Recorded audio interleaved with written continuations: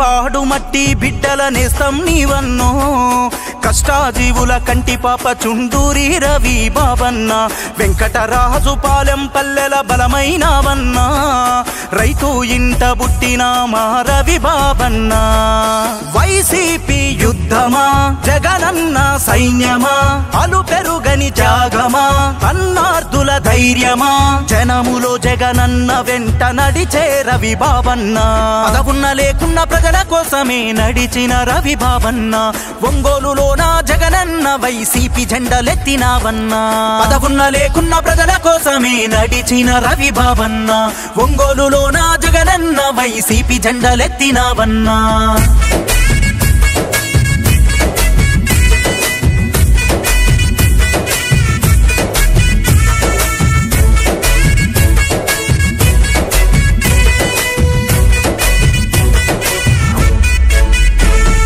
వెంకటేశ్వర్లు కోటేశ్వరమ్మల కడుపున పుట్టినవో బాల్యం నుండే ప్రశ్నించే తత్వాన్ని నేర్చుకున్నావో ఒంగోలులో నా విద్యాభ్యాసాన్ని పూర్తి చేసినవో మంగమ్మ కాలేజీ మరిచిపోని విద్యార్థివైనావో విద్యార్థి దశ నుండే నాయకత్వ లక్షణం అడుగులు పిడుగల్లె మలచి చేసినావు సమరం కష్టమన్న వాళ్ళ కన్నీళ్లు తుడిచినావయో న్యాయం సాయం సేవే లక్ష్యం చుండూరి రవి బాబన్న వైసీపీ జెండా జగనన్న మాట నమ్మినావు రవి బాబన్న న్యాయం సాయం సేవే లక్ష్యం చుండూరి రవి బాబన్న వైసీపీ జెండా జగనన్న మాట నమ్మినావు రవి బాబన్న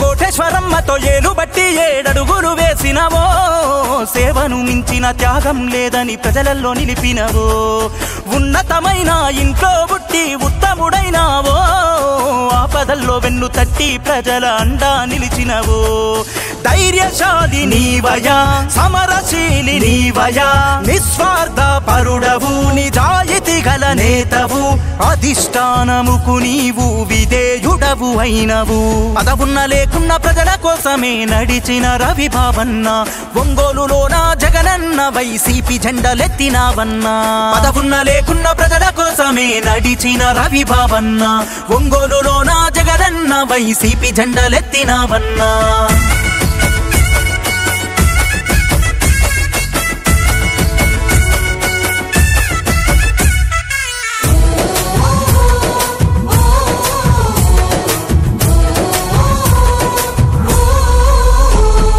చదువుకునేటి పిల్లలెందరికో విద్యనందించినవో కార్మికుల పాలిట దైవమల్లే నిలిచావో మచ్చలేని నాయకుడయ్యి పేరెంతో పొందినవో ఉన్నతమైన పదవులను ఉత్తమంగా చేసినవో జనమే తన బలము జగనన్నే తన ధైర్యము రాజనీతి తెలిసిన నాయకుడవు నీవు కార్యకర్తలను కంటి పాపలాగా చూసినవు న్యాయం సాయం సేవే లక్ష్యం చుండూరి రవి బాబన్న వైసీపీ జెండా జగనన్న మాట నమ్మినావు రవి బాబన్న న్యాయం సాయం సేవే లక్ష్యం చుండూరి రవి బాబన్న వైసీపీ జెండా జగనన్న మాట నమ్మినావు రవి బాబన్న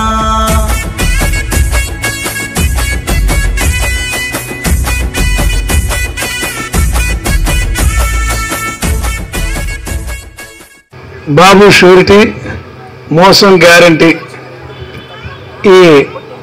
ఈ సమావేశాలకి అధ్యక్షత వహించినటువంటి నా సోదరుడు ఒంగోలు నగర పార్టీ అధ్యక్షుడు కటారి శంకర్ గారికి ముఖ్య అతిథిగా వచ్చేసినటువంటి రాష్ట్ర నాయకులు కాకుమాను రాజశేఖర్ అన్నకి అదేవిధంగా పెద్దలు గురువుతో సమానమైనటువంటి మాజీ శాసనసభ్యులు కస్కుర్తి ఆదన్న గారికి పెద్దలు సోదరులు దామరాజు క్రాంతి కుమార్ గారికి మాజీ corporation director Vishwabrahmana corporation director అయినటువంటి స్థానిక నాయకురాలు గోనగుంట రజనీ గారికి మాస్టారు రాష్ట్ర పార్టీ కార్యదర్శి శ్రీ ఓబులరెడ్డి మాస్టర్ గారికి సోదరుడు ఒంగోలు నగర సీనియర్ నాయకులు వెన్నపోస వెంకటేశ్వర రెడ్డి గారికి, సోదరుడు కార్పొరేషన్ మాజీ డైరెక్టర్ దాసరి కరుణ గారికి, సోదరి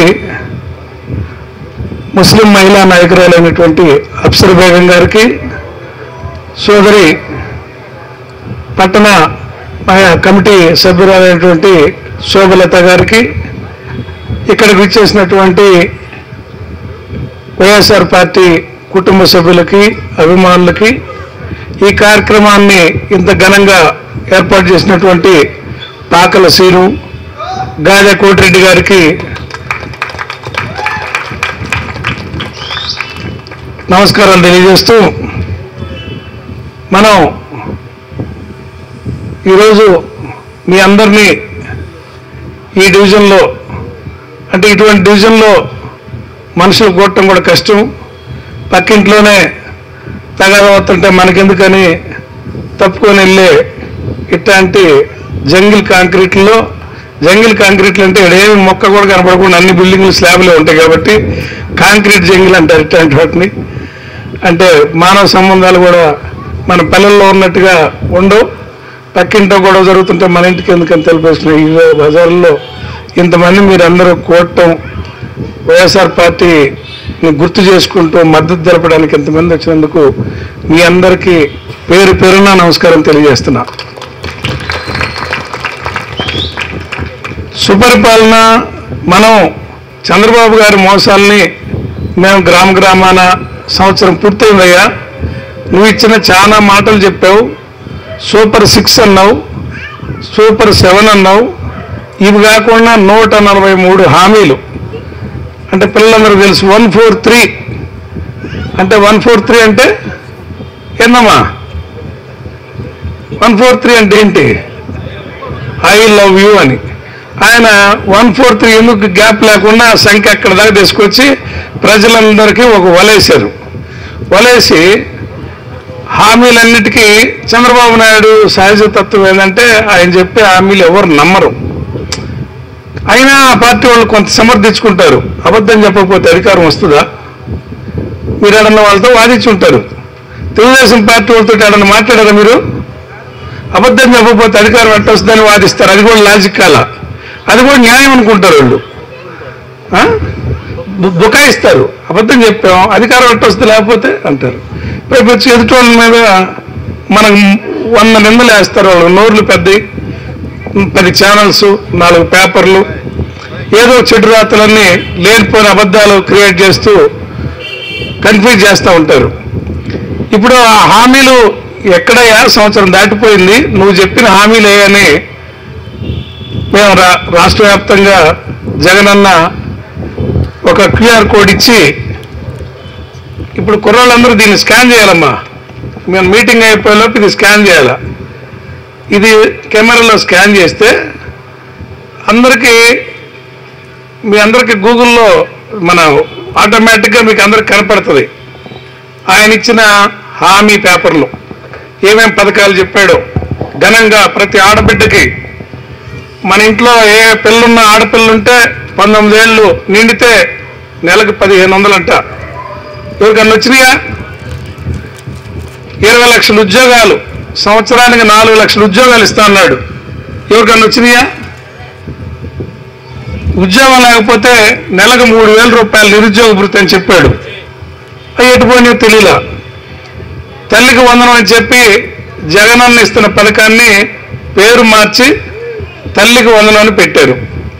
ఆ ఐడియా లోకేష్కి వచ్చిందంట. ఆ చిన్న పిల్లలకు పోయి చంద్రబాబు చెబుతాడు. పసిపిల్లలకి ఏం తెలుసు? వాళ్ళు ఏదో ఒకటి తలకాయిపుతారుగా. మీకు తెలుసా లోకేష్ బుర్రలోంచి వచ్చిన ఐడియా అని? చిన్నపిల్లలకు చెబితే మనం అందరం చూడటం.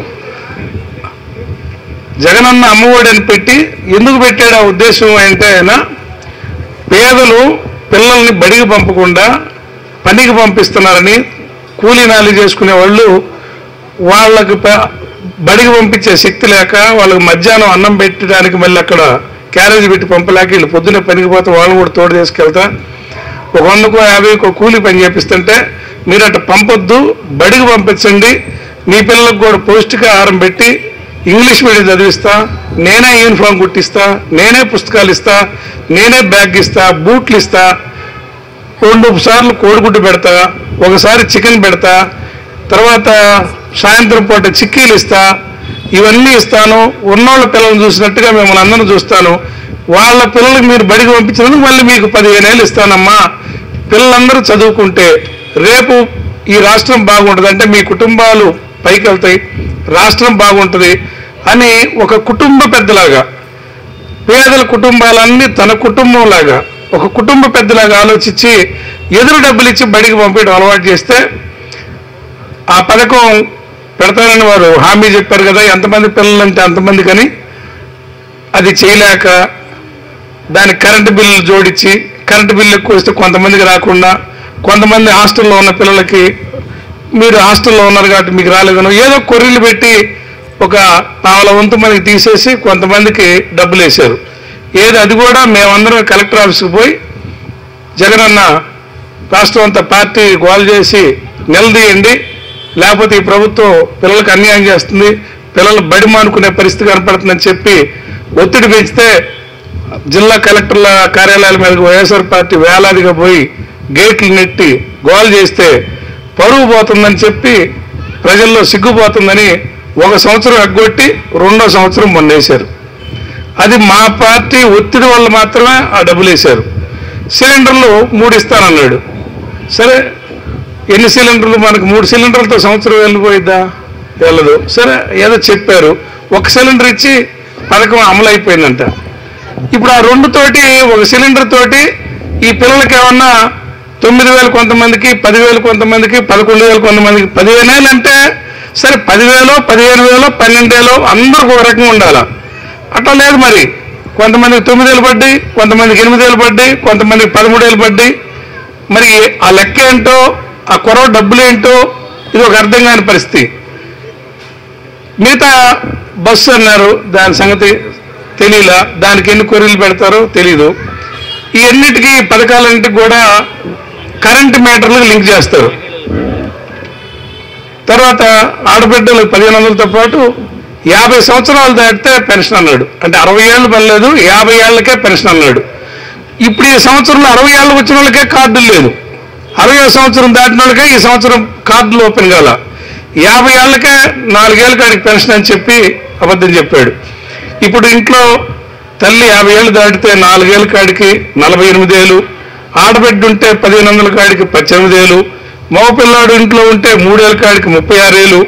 ఇవన్నీ ఇస్తామని మన డివిజన్లో తిరిగిన నాయకులు మీ ఇళ్ళకు వచ్చి మీకు ఒక పట్టి రాసి మీకు ఇంత డబ్బులు వస్తాయి మమ్మల్ని నమ్మండి అని వాడో సంతకం పెట్టాడు. మీకు గుర్తుందో లేదో? చంద్రబాబు నాయుడు మాటలు నమ్మరని పవన్ కళ్యాణ్ సంతకం కూడా పెట్టించారు. వాళ్ళిద్దరు సంతకాలు పెట్టి కాపీలు ప్రింట్ కొట్టించి మనందరికి పంచి పచ్చి మోసం చేసి దీన్ని నయవంచన అంటారా ఇంకేమంటారు? సంతకాలు పెట్టారు, మాట నమ్మరని సంతకాలు పెట్టి ఇచ్చిన మేనిఫెస్టో ఇప్పుడు మీరు QR కోడ్ ఓపెన్ చేస్తే మీకు మొత్తం డౌన్లోడ్ అవుద్ది, మీకు అందరికి ఫోన్లో చూసుకోవచ్చు. ఇటువంటి మోసం చేశారని మనం గుర్తు చేసి ప్రజలు చైతన్యపరిచి ఒత్తిడి రండి, మీ ఇళ్ళకి మీకు ఎమ్మెల్యేలు కనపడితే మా పథకాలు అడగండి అని మనం చెబుదామని మొదలు పెడితే వాళ్ళు ఎదురు మొదలు పెట్టారు.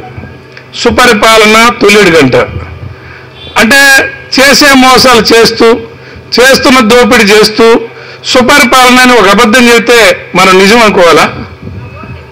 సుపరిపాలన అంటే ఏంటి? మన ఇంటికి రేషను, ఇంటింటికి రేషన్ పంపించిన జగనన్న సుపరిపాలన, ఇంటింటికి పింఛన్ తెచ్చిచ్చింది జగనన్న సుపరిపాలన, మన ఇంట్లో బర్త్ సర్టిఫికేట్ కావాలన్నా, డెత్ సర్టిఫికేట్ కావాలన్నా మన ఇంటికి వాలంటీర్ తీసుకొచ్చింది సుపరిపాలన, ఎవరికి బాగలేకపోయినా వాలంటీర్ వచ్చి కోవిడ్ టైంలో హాస్పిటల్కి తీసుకెళ్లి వైద్యం చేయించిన సుపరిపాలన, మన దగ్గరలో సచివాలయాలు పెట్టి ప్రతి సేవని మనకు అందుబాటులో పెట్టి మన ఇంటికి వాలంటీర్ వచ్చి ప్రభుత్వమే మన ఇంటికి వచ్చి వైద్య పరీక్షలు కూడా ఉచితంగా చేసి ఇంటింటికి తిరిగితే దాన్ని సుపరిపాలన అంటారా? అన్నీ వెనక్కి తీసుకెళ్ళి మళ్ళీ మీరు వచ్చి బియ్యం రేషన్ కార్డు క్యూలో నిలబడండి, మీకు పనులు కావాలంటే మా పార్టీ కార్యకర్తలు అడగండి అంటే వాళ్ళ పార్టీ కార్యకర్తలు మోచేతి కింద ఉంటేనే మనుషులు వాళ్ళు పనిచేస్తారా? అది సుపరిపాలన అంటారా? పక్షపాతం లేకుండా, పార్షాలిటీ లేకుండా ప్రతి ఇంటికి మనిషి తిరిగి మీకు ఏ పథకం వచ్చుద్దో అర్హత కలిగిన ప్రతి ఇంటికి, అంటే ఎవరిళ్ళు 50 ఏళ్ల మధ్య మన వాలంటీరు వాడేమి చేయి చాపేది లేదు. మన బజార్లో ఉన్న మనిషి మనం చేయి చాపడు కదా. ఏ ఇళ్ళకి ఆ ఇళ్ళకి అన్ని సేవలు తెచ్చిస్తే అదంట దుర్మార్గం అంట, దోపిడి అంట. వీళ్ళు ఏమన్నా వాళ్ళ పార్టీ కార్యకర్తలకు పోయి మనం అందరం అడిగి ఏ పని కావాలన్నా, ఏ సర్టిఫికేట్ కావాలన్నా మళ్ళీ పాత పత్రిక తీసుకెళ్తున్నా ఒక అడుగు వెనక్కి లాగుతూ దానికి, అంటే వాళ్ళు గొర్రెని కుక్క అనగలరు, కుక్కని గొర్రె అనగలరు. మనం జనాన్ని ఎంత వెర్రోళ్ళు అనుకుంటున్నాడు చంద్రబాబు. మరి ప్రజలు జనం వెర్రోళ్ళు కాదు. పొరపాటున ఆయన ఓటేశారు, ఆ పేపర్లు నమ్మి, ఆ టీవీలు నమ్మి ఈ కులాలు రెచ్చగొట్టుకొని ఏదో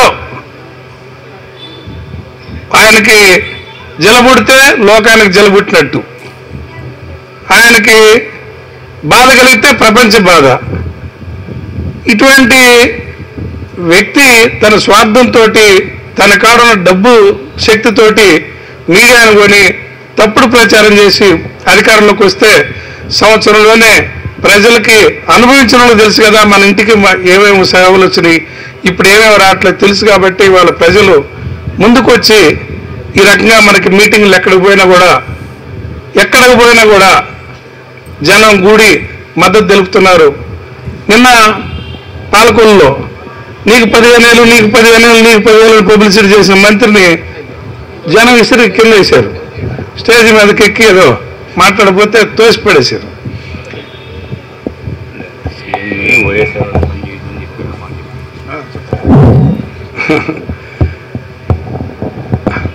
అదే సోదరుడు చెప్తున్నాడు, గుర్తు చేయమంటున్నాడు. ఏమనంటే మనమేమన్నా ఎన్నికల వరకే రాజకీయాలు, ఎన్నికల తర్వాత అందరూ నా మనుషులు అనుకొని వాలంటీర్లను పెట్టి ప్రతి ఒక్కరిని సమానంగా చూస్తే ఈ చంద్రబాబు నాయుడు వైఎస్ఆర్ పార్టీ వాళ్ళకి పనిచేస్తే పాముకు పాలు పోసినట్టంట, వాళ్ళ మనుషులకే పనిచేయాలంట.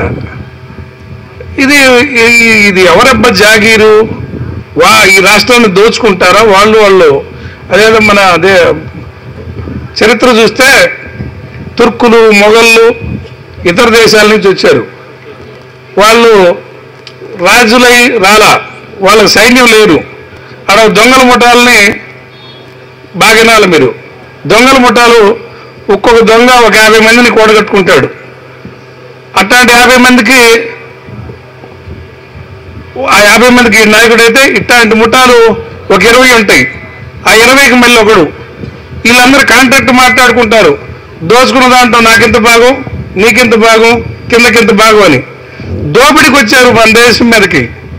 తుర్కులు, మొఘళ్ళు వీళ్ళందరూ ఆఫ్ఘనిస్తాన్ వైపుగా దోపిడికి వచ్చి, అంటే వాళ్ళు బతుకుదెరువు కోసం దొంగతనాలకు వచ్చారు. వాళ్ళు మన దేశం మీద రాజ్యాలు యాళ్ళ కత్తులు తీసుకొని దొంగతనానికి వచ్చి ఆ రోజుల్లో మనకి ధర్మ యుద్ధాలు ఉండేవి.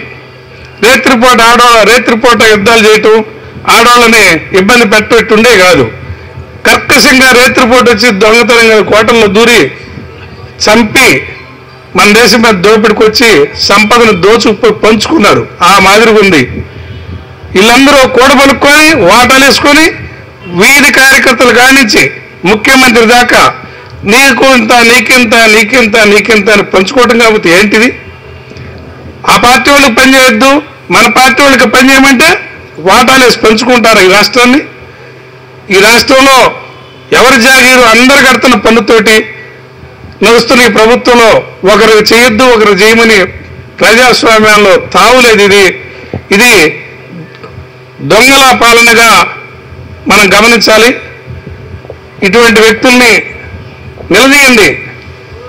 మీకు కూడా నేను వీళ్ళందరికీ మీ ఇంత కష్టపడి మిమ్మల్ని అందరిని కూర్చున్న సీన్ని, కోటిరెడ్డిని, వారి మిత్ర బృందాన్ని నేను ఒకటే మాట చెప్తున్నా. మీరందరూ ఏ పని కావాలన్నా ఐకమత్యంగా ఉండండి. అధికారం వచ్చాక మనకు అధికారం వస్తుంది, 2 ఏళ్ళ 3 ఏళ్ళ. అధికారం వచ్చాక మళ్ళీ ఇగోలు పెట్టుకొని ముఠాలు పెట్టుకోకూడదు. పెట్టుకుంటే తగదులు వస్తాయి.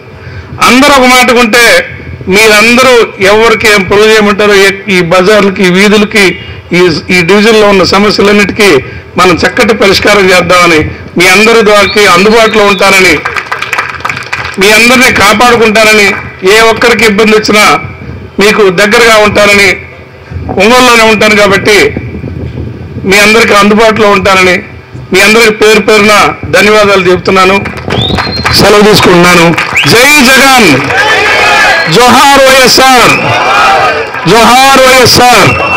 రాబోయే స్థానిక సంస్థల కార్పొరేషన్ ఎలక్షన్ కానీ జెడ్పీటీసీ ఎంపీటీసీ వీటన్నిటిలో బ్యాలెట్ కాబట్టి కరెక్ట్గా మన ఎవరైతే ఈ లబ్ధి పొంది గతంలో జగన్మోహన్ రెడ్డి గారి పరిపాలనలో సంక్షేమ పథకాలు అభివృద్ధి కార్యక్రమాలు అనుభవించిన వారంతా మరి ఈరోజు అందరూ ఆ సంక్షేమ పథకాలు అన్నట్ల ఆసరాని కానీ తల్లికి మరి ఆటో వాళ్ళకి వాహన మిత్ర అనేక పథకాలు గతంలో అవి ఇప్పుడు అందిన పరిస్థితి లేదు.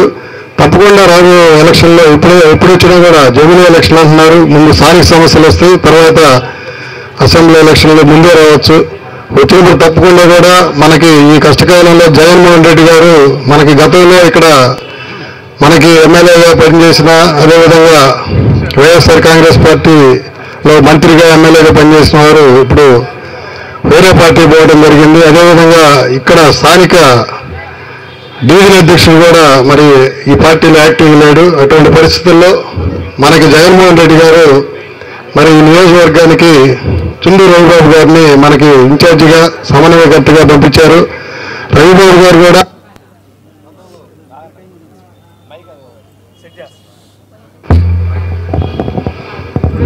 గతంలో కూడా ఆయన విద్యార్థి దశ నుంచి కూడా రాజకీయాల మీద చురుగ్గా, రాజకీయాలంటే ఇంట్రెస్ట్తో అనేక పదవులు, అదేవిధంగా అనేక రాజకీయాలు, అనేక సేవా కార్యక్రమాలు జరిగింది. అదేవిధంగా వాళ్ళ సతీమణి కూడా ఈరోజు ఒంగోలు మండల జెడ్పీటీసీగా ఉన్నారు.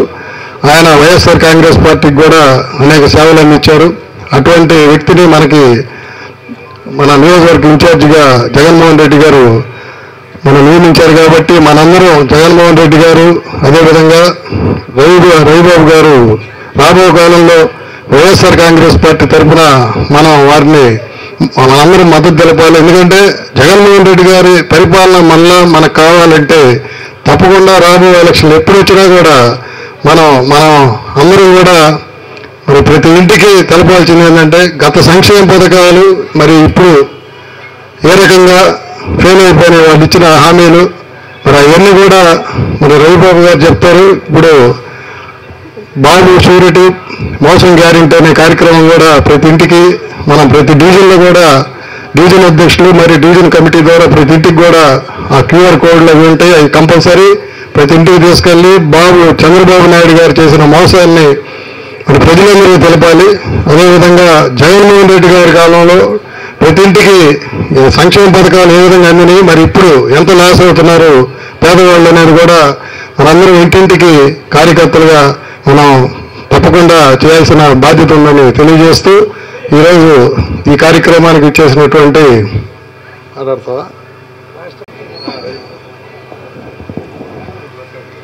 46వ డివిజన్ వైఎస్ఆర్ పార్టీ పరిచయ కార్యక్రమానికి ముఖ్య అతిథిగా విచ్చేసినటువంటి ఒంగోలు నియోజకవర్గ సమన్వయకర్త మిత్రుడు శ్రీ చుండూరు రవిబాబు గారికి, రాష్ట్ర ప్రచార కార్యదర్శిగా ఉంటూనే కాకుండా టీవీలో కానీ ఇప్పుడు కష్టదశలో ఎంతటి వాళ్ళను కూడా గట్టిగా ఆని ఎక్కడ కూడా అసభ్యత లేకుండా మాట్లాడి మన పార్టీ పొరుగు నిలబెడుతున్న కాకుమూని రాజశేఖర్ గారికి,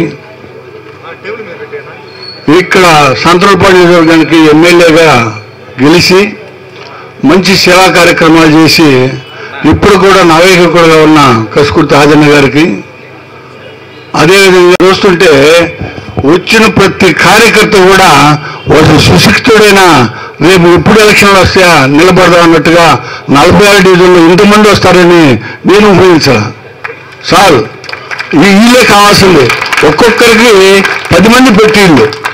మామూలుగా మనం డబ్బులు ఇచ్చో లేకపోతే తీసుకొచ్చో లేకపోతే తోలకొచ్చో లేకపోతే భోజనాలు పెడతామని చెప్పకుండా ఒక మారుమూల ప్రాంతంలో వచ్చి నేను 7:00 సుందూరు 7:00 వచ్చా, ఎక్కడ ఊరు కనపడాలి, ఏమైనా ఊరు కనపడలేదని అంటే అందరూ ఆహ్వానానికి వెళ్ళారని అంటే ఉన్నాం చాలు. అదేవిధంగా వాసన లేని పువ్వు, బుధవర్గము లేని పురంబు, భక్తి విశ్వాసం లేని భార్య, గుణవంతుడు కాని కుమారుడు, సదాభ్యాసం లేని కొలువు, కొరగాని పెమ్మయ్య సంగతిమని అన్నాడు. మన పెద్ద పెద్దలు ఎంతున్నా కానీ రసజ్ఞత కొంచెమైనా కానీ రసజ్ఞత లేకపోతే ఆ చదువు నిరర్ధకం ఉంది, మనం చేసే పని కూడా నిరర్ధకమైంది. ఎట్లంటే బదనగా మంచి కూర నలపాకము చేసిన అయినా బ్రహ్మాండంగా వండినా కానీ అందులో అంత ఉప్పుగా లోపించినట్టయితే ఆ కూర దేనికి కూడా పనికిరాకుండా పోద్దు. ఆ విధంగా కూడా మన శ్రమ కూడా వృధా అయిపోవటం జరుగుతూ ఉంటుంది. నేను సుండూరు రవిబాబు గారు నాకు గత 30 ఏళ్ళ నుంచి తెలుసు. ఆయన మా కాన్స్టిట్యూన్సీ వెంకటేశ్వరం స్వగ్రామం, ఇక్కడ ఒంగోలులో ఉంటుంటాడు. కానీ ఆయన తెలుగుదేశం పార్టీలో ఉన్నప్పుడు కూడా యూత్ ప్రెసిడెంట్గా ఉండి టౌన్కి విపరీతంగా సేవ చేసిన వ్యక్తి. నాయకత్వ లక్షణం ఏంటంటే నేను ముఖ్యంగా చెప్పేది ఆహార్యం ఉండాలా. ఆహార్యం అంటే తెలిసి ఉంటుంది మీకు. ఆహారం అంటే ఆకారం అంటే నాలాగా 6 బుడుగులు ఉండాలని కాదు. మంచి పలకరింపు, నవ్వటం, కనపడ్డ వాటిని పేరుని పెట్టి పిలవటం, మనకు ఆపద వస్తే మన కోసం పరిగెత్తుకుంటూ రావటం. నిన్న రవిబాబు గారి నుంచి కొత్తపట్నం పోయాం మేము. దాదాపు స్టేజ్ మీద 100 మంది ఉన్నారు. ఆ 100 మంది పేర్లు ఇంకెట్ట గుర్తుంటాయని నేను ఆలోచిస్తే ప్రతి పేరు ఆడవాళ్ళ పేరుతో సహా అందరినీ పిలుచుకొని అమ్మ అమ్మ అమ్మ అని పిలుచుకొని 6 నెలల్లోనే అంత జ్ఞాపశక్తి పిలుచుకున్న రవి గారు 6 ఏళ్ళు దాటితే మనం ఎంత జాగ్రత్తగా చూసుకుంటాడో దీన్ని బట్టి మనకు అర్థమవుతా ఉంది. ఇది పరిచయ కార్యక్రమే. ఇది మనం చంద్రబాబు నాయుడు గురించి మనం చెప్పడం కాదు, పరిచయం. మనం ఎప్పుడైతే చేసిన కార్యక్రమాలన్నీ మనం చెప్పుకోలేకపోతామో అబద్ధం అనేది ఆ రోజు ముందే వెళ్ళిపోతూ ఉంటుంది. అసలు వాళ్ళు చూస్తున్నట్టయితే ప్రభుత్వం కాకుండా మంత్రులు సైతం కూడా అబద్ధాలు చెబుతూ ఉన్నారు. మనం పోయినసారి మన జగన్మోహన్ రెడ్డి గారు ఒక కార్యక్రమం కాదు, ఏ కార్యక్రమం పెట్టినా కానీ ఈ కార్యక్రమం దండగా, ఇది పెట్టకూడదు, సంక్షేమ కార్యక్రమం ఉండకూడదు అని చెప్పి మొత్తం బాహాటంగా అన్న వ్యక్తులు చిట్ట చివరికి వచ్చేసరికి ఏ పథకాలని రెట్టింపు చేస్తామని చెప్పారు. ప్రజలు పాపం అమాయకులు కదా, ఏమో మొత్తం రెట్టింపు చేస్తారని చెప్పి ఎలక్షన్స్లో ఒక రకంగా వ్యామోహానికి గురవటం కాకుండా కొంత మోసం కూడా జరిగింది. ఆ మోసం అనేది ఎలాంటిది అనేది మనం ఇప్పుడు చంద్రబాబు నాయుడు గారు మోసాలను, ఎన్నికల్లో ఇచ్చినటువంటి హామీలను ఈ ఎన్నికల తర్వాత మర్చిపోతున్నటువంటి సందర్భాన్ని పరిష్కరించుకొని బాబు షూరిటీ మోసం గ్యారంటీ అనేటువంటి కార్యక్రమాన్ని రాష్ట్ర వ్యాప్తంగా నిర్వహిస్తూ ఉన్నారు వైఎస్ఆర్ కాంగ్రెస్ పార్టీ జగన్మోహన్ రెడ్డి గారి ఆధ్వర్యంలో. సో అందులో భాగంగా ఈ యొక్క ఒంగోలు నియోజకవర్గంలో విజయవంతంగా మరి మన చుండూరి రవి గారు నిర్వహిస్తూ ఉన్నారు. రాత్రి కొత్తపట్నం మండలంలో కొత్తపట్నంలో జరిగినటువంటి సభ ఇప్పుడే ఆదిని గారు చెప్పినట్లు అది వైఎస్ఆర్ కాంగ్రెస్ పార్టీ లేదా ఒంగోలు నియోజకవర్గంలో చుండూరి రవి గెలిచిన తర్వాత జరిగే విజయోత్సవ సభలాగా రాత్రి జరిగింది అనేటువంటిది నేను గట్టిగా చెప్పగలను అంతమందిని చూసిన తర్వాత. అలాంటి సభలు ఎక్కడికి వెళ్ళినా కూడా ప్రజలందరూ కూడా మరి రవిని ఆహ్వానిస్తూ ఉన్నారు. ఎందుకంటే అతి సామాన్యుడిగా అందరికి అందుబాటులో ఉంటాం. గతంలో మనం కూడా చూసాం ఏ మేరకు మనకు అందుబాటులో ఉన్నారు, ఏ మేరకు మరి మీ అందరి సమస్యలు పరిష్కరించారో గతంలో మనం అందరినీ చూసాం. కాబట్టి రవి ఎక్కడికి ఆయన నివాసం ఒంగోలులోనే, ఈయనకేం హైదరాబాద్లో నివాసం లేదు, లేదా మన విజయవాడలో నివాసం లేదు, ఒంగోలులోనే నివాసం. కాబట్టి నిత్యం అందుబాటులో ఉండేటువంటి వ్యక్తి. అలాంటి వ్యక్తి దొరకడం కూడా కష్టమే. ఎందుకంటే రవి మరి 24 hours ఆన్ డ్యూటీ ఉంటున్నాడు. కాబట్టి జగన్మోహన్ రెడ్డి గారికి కూడా అత్యంత ముఖ్యులయ్యారు, అత్యంత ప్రియులయ్యారు. జగన్మోహన్ రెడ్డి గారు మేము ఎప్పుడు కలిసినా కూడా రవి గురించి మాట్లాడతారు. మంచివాడన్నా మీరు ఖచ్చితంగా గెలిపించుకొని తీసుకురావాలనేటువంటి మాట జగన్మోహన్ రెడ్డి గారు చెప్పడం జరుగుతుంది, అడగటం జరుగుతుంది. కాబట్టి మనందరం కూడా కొద్దిగా కష్టపడాలి. ఎందుకంటే జగన్మోహన్ రెడ్డి గారు మనం చూసాం. ఈరోజు కూటమి ప్రభుత్వం అధికారంలోకి వచ్చింది. అబద్ధాలు చెప్పి అధికారంలోకి వచ్చి వీళ్ళు ప్రజలను మోసం చేస్తూ ప్రతిరోజు మోసం చేసే మాటలే. సూపర్ 6 అని పెట్టి 143 హామీలు ఇచ్చి ఏ ఒక్క హామీని కూడా అమలు పరచకుండా ప్రజలను మభ్యపెడుతూ వస్తున్నారు. కూటమిలో భాగమైన పవన్ కళ్యాణ్ గారు ఆడపిల్లలకు ఎక్కడైనా అన్యాయం జరిగితే తొక్కిపట్టి నారసిస్తానన్నారు. మరి వాళ్ళ పిఠాపురం కాన్స్టిట్యున్సీలోనే దళితులను చెట్టు కట్టేసి ఊరి నుండి బహిష్కరిస్తే అక్కడికి పోయిన పాపన పోలేదు ఆయన. ఆ సమస్యను పరిష్కరించలేదు. ఆ సమస్యని హోంమంత్రి ఒక దళిత మహిళ అయ్యింది, ఆమె బీసీ మహిళల మీద దళితుల మీద అఘాయిత్యాలు చేస్తుంటే ఎప్పుడు బయటికి వచ్చి స్పందించిన పాపాన్ని పోలేదు. ఆమె ప్రెస్ మీట్ పెడుతుంది. ఎందుకు పెడుతుందంటే జగన్ను తిట్టడానికి పెడుతుంది, లేకపోతే చంద్రబాబు గారిని లోకేష్ కి బదిలీ చేయడానికి పెడుతుంది ప్రెస్ మీట్లు. అంతేగాని ప్రజా సంక్షేమం మీద వీళ్ళకి ఏమాత్రం ఇది లేదు. అలాగే అమ్మఒడి అనే పథకం జగనన్న ఆలోచన నుంచి పుట్టిన ఒక అద్భుతమైన పథకం. ఆ పథకాన్ని కాపీ చేసి అమ్మకు వందనం అని పెట్టి నిస్సిగ్గుగా చంద్రబాబు నాయుడు గారు వాళ్ళ తనయుడు ఒక స్కూల్కి వెళ్ళి దేవుడు లాంటి పిల్లల ముందు ఇది లోకేష్ గారి ఆలోచన అని అబద్ధాలు చెప్తున్నారు. అంతకుముందు ఎమ్మెల్సీ ఎలక్షన్ జరిగినప్పుడు ఇన్ఛార్జిగా చేశానన్న. ఈ డివిజన్ గురించి కొంతమేర బాగానే అర్థం చేసుకోగలగని అనుకుంటున్నాను. అందరూ కూడా ఒక మిత్రులు, ఒక సోదర భావంతో ఇక్కడ మెలుగుతారు. అందరూ ఇక్కడికి వచ్చిన ప్రతి ఒక్క కార్యకర్త కూడా ఒక సైనికుడిగానే పనిచేస్తారు ఈ డివిజన్లో. ఆశ్చర్యమైన విషయం ఏంటంటే ఇది ఇప్పుడు చాలా రోజుల నుంచి టీడీపీకి ఫేవర్గా ఉన్న డివిజను. ఇలాంటి డివిజన్లో ఓడిపోగానే కొంతమంది నాయకులు పక్కకి వెళ్ళిపోయారు. పక్కకి వెళ్ళిపోయినప్పుడు వారితో పాటు కొంతమంది వెళ్ళిపోతారని అనుకున్నారు చాలామంది. ఆ ఒక్క నాయకుడు తప్ప ఇంకొక కార్యకర్త, ఏ ఒక్క కార్యకర్త కూడా పక్కకు కూడా జరగలేదు, పక్క చూపు కూడా జరగలేదు. అందువల్ల వీళ్ళందరికీ కూడా ఒక్కసారి శిరస్సు పాదాభివందనం చేస్తున్నాను. ప్రతి కార్యకర్త ఇది నా పార్టీ, నేను వైఎస్ఆర్ కార్మికుణ్ణి, వైఎస్ఆర్ కార్యకర్తను, శ్రామికుణ్ణి అని సగర్వంగా చెప్పగలిగిన కార్యకర్తలందరూ ఇక్కడ ఉన్నారు. ప్రతి ఒక్కరు కూడా నాయకత్వ లక్షణాలు పులికిపుచ్చుకొని ఉన్నారు. అంతకుముందు సోషల్ మీడియాలో పనిచేసిన వ్యక్తులు ఉన్నారు. ఇక్కడ కోటిరెడ్డి లాంటి పెద్దన్న లాంటి వాళ్ళు ఉన్నారు, హరిబాబు లాంటి మంచి నాయకుడు ఉన్నాడు. ఇక్కడ చాలా మంది ప్రతి ఒక్కరిని మన ఒక్క పేరు పోయి చెప్పుకుంటూ విజయ్ ఉన్నాడు. అలా ప్రతి ఒక్క వ్యక్తిని, ఒక్క కార్యకర్తను కూడా మర్చిపోకుండా మనం గుర్తు చేసుకోవాల్సిన విషయం ఉంది.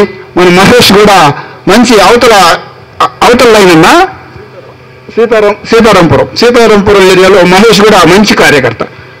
ఇలాంటి వ్యక్తులందరూ కూడా ప్రతి కార్యకర్త కూడా ఒక్కళ్ళు కూడా పక్క చూపు కూడా చూడకుండా ఉన్నారంటే చాలా గొప్ప సంగతి. అంటే ఇలాంటి ఏరియాలో రాఘవన్న కూడా రాఘవన్న మెడికల్ షాప్ రాఘవన్న వీళ్ళందరూ కూడా ఏంటంటే ఇలాంటి ఏరియాలో పక్కకి వెళ్ళిపోతారు. అంటే ఎప్పుడు అధికారం వాళ్ళ చేతిలో ఉంటుంది కదా. ఈసారి ఆల్రెడీ వాళ్ళే అధికారంలో వచ్చారు కాబట్టి వెళ్ళిపోతారు అనుకున్నాం, కానీ ఒక్కళ్ళు కూడా పక్క చూపలేదు. కాబట్టి వీళ్ళందరినీ ఒకసారి తలుచుకోవడం కోసం మైక్ తీసుకున్నాను. Thank you very much. ఎంతో పోరాటం చేస్తే కానీ రాదు ఆ పోరాట పటిమ. నాయకుడు అనేవాడికి ధైర్యం ఉండాలి, దమ్ము ఉండాలి, నమ్మకం ఉండాలి, ప్రజలకు చెయ్యాలనుకునే సంకల్పం ఉండాలి. ఇవన్నీ కూడా నాయకుడి దగ్గర ఉన్నాయి కాబట్టి ప్రజలంతా మొబిలైజేషన్ అవుతా ఉన్నారు. ముఖ్యంగా మీకు ఒకటి చెప్పాలి, మీ ఇళ్ళకి కరెంటు బిల్లు వచ్చినాయా? కరెంటు బిల్లులు పోయిన నెలలో కరెంటు బిల్లులు 800, 700, ఈ విధంగా వచ్చే కరెంటు బిల్లులు ఇప్పుడు ఎంత వస్తున్నాయి? 2000, 3000, 3,500 ఈ విధంగా కరెంటు బిల్లులు వస్తూ ఉన్నాయి. మన గవర్నమెంట్ ఉన్నప్పుడు 700, 800 ఉన్న కరెంటు బిల్లు ఈ రోజున 2,000, 2,500, 3,000 వస్తున్నాయి. మనం ఓట్లు వేసింది కరెంటు బిల్లులు పెంచే వాళ్ళకే స్వయంసం. కొంతమంది వేసిన దానికి ఈ రోజున మనం అనుభవిస్తున్నాం. మనకు వచ్చే ఆదాయం ఎంత? సగం డబ్బులు కరెంటు బిల్లుకి వెళ్ళిపోతున్నాయి. కొత్తగా స్మార్ట్ మీటర్లని ప్రతి ఇంటికి బిగిస్తా ఉన్నారు. స్మార్ట్ మీటర్లు మీకు అందరికీ ఇళ్ళకి కూడా స్మార్ట్ మీటర్లు అనేది వస్తూ ఉన్నాయి. ఇప్పుడు వచ్చే 2,500, 3,000 బిల్లు కాస్త 4,000, 5,000 అయిపోద్ది స్మార్ట్ మీటర్లు పెడితే. మనం ఫోన్ రీఛార్జ్ చేసుకుంటాం కదా, జియో. మొదట్లో పెట్టినప్పుడు ఎంత ఉంది? 100 రూపాయలు ఉంది. 2 GB 1 month 100 రూపాయలు బిల్లు ఉంది. ఇప్పుడు ఎంత ఉంది? 300, 400 ఉంది. 1 GB ఫర్ మంత్. స్మార్ట్ మీటర్ల పరిస్థితి కూడా అంతే. మొదట పెట్టినప్పుడు ఉన్నది, తర్వాత 3 రెట్లు 4 రెట్లు పెరగటం మాత్రం ఖాయం. అది కూడా వాళ్ళ చేతుల్లో. మనం ఎవరికి కంప్లైంట్ చేసినా కూడా వచ్చేవాళ్ళు ఉండరు. ఈ స్మార్ట్ మీటర్ మీ కరెంటు పోయిందనుకోండి, మీ ఇంటికి వచ్చి పనిచేసేవాళ్ళు ఎవరు ఉండరు. వెళ్ళి వాళ్ళకి చెప్పుకోవాలి అదానీ కంపెనీకి. మంత్రులు వీళ్ళంతా ఎట్టున్నారు, ఏం చేస్తున్నారో మీకు తెలుసా? వీళ్ళంతా కలిసి సినిమా హాళ్ళ దగ్గర బ్యానర్లు, ర్యాలీలు, అలాగే కట్అవుట్లు, అలాగే వాళ్ళ తెరలో పూలు చల్లటాలు, బ్లాక్లో టికెట్లు, అధిక కేక్ కటింగ్లు, అద్భుతమైన నటన చేస్తూ ఉన్నారు. ప్రజలు ఎందుకు ఓటేశారు వీళ్ళకి? అయ్యా, ప్రజలకు ఉపయోగపడండి, సంక్షేమ కార్యక్రమాలు పెట్టండి, అభివృద్ధి చేయండి అని వీళ్ళకు ఓటేస్తే వీళ్ళేం చేస్తున్నారు? కటౌట్లు కట్టడం, సినిమా టికెట్లు అమ్మటం, జిందాబాదులు కొట్టడం, ర్యాలీలు చేయటం. ఇదేంటండి స్వామి? మనం ఓటేసింది ఎందుకు వీళ్ళకి? అసలు అర్థమే కావట్లా. ఎటుపోతుంది మన రాష్ట్రం? 30 రాష్ట్రాలు ఉంటే ఏ రాష్ట్రంలోనైనా ఈ పరిస్థితి ఉందా? ఒక్కసారి ఆలోచించుకోవాల్సిన పరిస్థితి ప్రతి ఒక్కరికి ఉందని ఘంటాముద్రం చెప్తా ఉన్నాను. ఇది ముఖ్యంగా అయ్యగారు P4 ఓబిరెడ్డి మాస్టర్ గారు ఇప్పుడే చెప్పారు. జగన్మోహన్ రెడ్డి గారికి ఉప్పెనలాగా జనాలు వస్తున్నారు, ఎందుకు వస్తున్నారు అనే దాని మీద సార్ చెప్పారు. జగన్మోహన్ రెడ్డి అనే వ్యక్తి రాజశేఖర రెడ్డి గారు 2004 నుంచి 2009 దాకా, జగన్మోహన్ రెడ్డి గారు 2019 నుంచి 24 దాకా ప్రజలకి సేవ చేస్తున్నారు కాబట్టి జనం వస్తున్నారు. ప్రజలకి వారి వల్ల లబ్ధి పొందారు కాబట్టి జనం ఉప్పులాగా వస్తున్నారు. ఈరోజు కొత్త స్క్రిప్ట్ స్టార్ట్ చేశారు. ఈరోజు కొత్త స్క్రిప్ట్ విజయవాడలో ఎయిర్పోర్ట్ కూడా పనిలా. ఒక నాయకుడు వస్తుంటే, ఒక బీజేపీ నాయకుడు కానీ, కాంగ్రెస్ పార్టీ నాయకుడు కానీ, తెలుగుదేశం పార్టీ నాయకుడు కానీ ఎయిర్పోర్ట్కో లేకపోతే రైల్వే స్టేషన్కో ఒక నాయకుడు వస్తున్నారంటే వాళ్ళకి సంబంధించిన ఇన్ఛార్జీలు, నాయకులు ఎయిర్పోర్ట్కి వెళ్ళడం జరుగుతుంది. ఈరోజు ఎయిర్పోర్ట్ దగ్గర కూడా ఆపేసి ఎయిర్పోర్ట్ కూడా పనిలా, కొత్తగా నాయకులు కలవడానికి కూడా పనిలా. అందువల్ల మనకేమి వైఎస్ఆర్ కాంగ్రెస్ పార్టీకి ఇటు సైడు జనాలు పెరుగుతారు, ఇటు పక్క జనాలు పెరుగుతారు. ఇప్పుడు సంవత్సరం 2 నెలలే, ఇంకా మనకి 3 సంవత్సరాలు 2 నెలలు ఉంది. ఎలక్షన్ నాటికి 1000 మంది మన తోడవుతారు.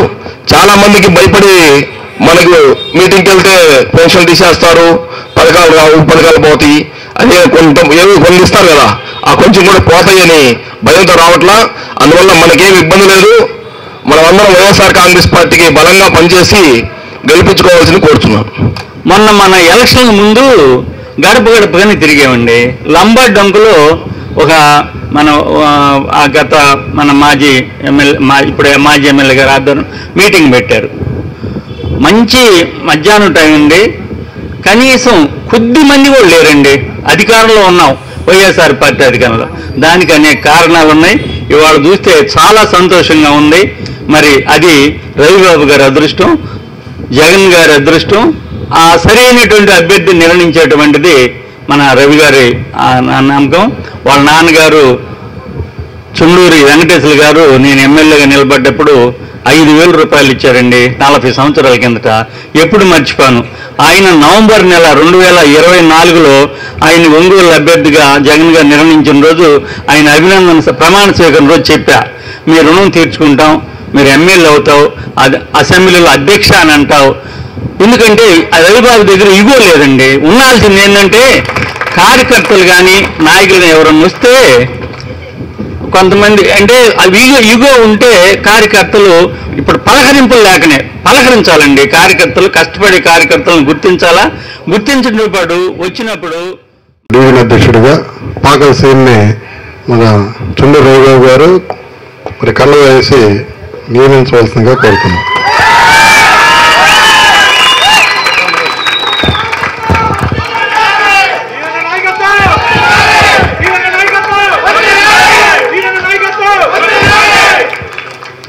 ఒక 2 మాటలు చెప్పు.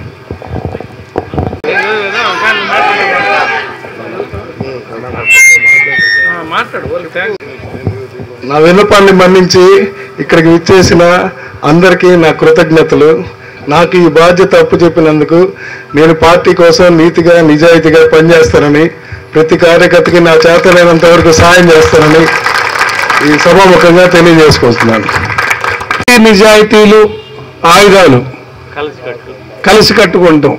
ఎప్పుడైనా మనం ఒక అడుగు ఆలస్యమైద్దాం కానీ ఎప్పుడు నిజం, నీతి, ధర్మమే గెలుస్తాయి. అబద్ధపు మాటలు, మోసాలు, కన్నింగ్ పాలిటిక్స్ గెలవు. నిజాయితీ అనే మాట సీరు మాట్లాడాడు కాబట్టి ఆ మాట మీదే నిలబడాలా, మనందరం మద్దతు ఇవ్వాలని మనందరం కోరుకుంటా ఉన్నా.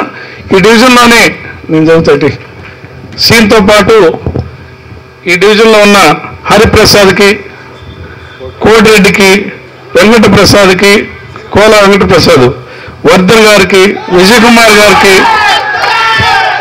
కోలా వెంకట్రావు గారికి, బరిగ సుదర్శన్ గారికి, కోటి, మార్క్, చింటూ, బాల, రవి, చెన్నకేశవ, దాసరి గణేష్, సోమిశెట్టి నారాయణ, షేక్ హుస్సేన్, సత్యం, చెంగీజ్. ఎవరు చెంగీజ్? అదే చెంగీజ్ ఖాన్ ఎవరంట, మంగోలియా నుంచి పట్టుకొచ్చారు. అన్న రమేష్, శశన్, నాగూర్ మహేష్, రాఘవేంద్ర, కొల్లా వెంకట్రావు, నవీన్, చంద్రబాబు, మోటా రవి, రాయుడు, సమీర్, కందేపు వేణు, అనంతరాజు, వెంకటనారాయణ, మణి, మనోజ్, ఇంతమంది. చాలా సంతోషం.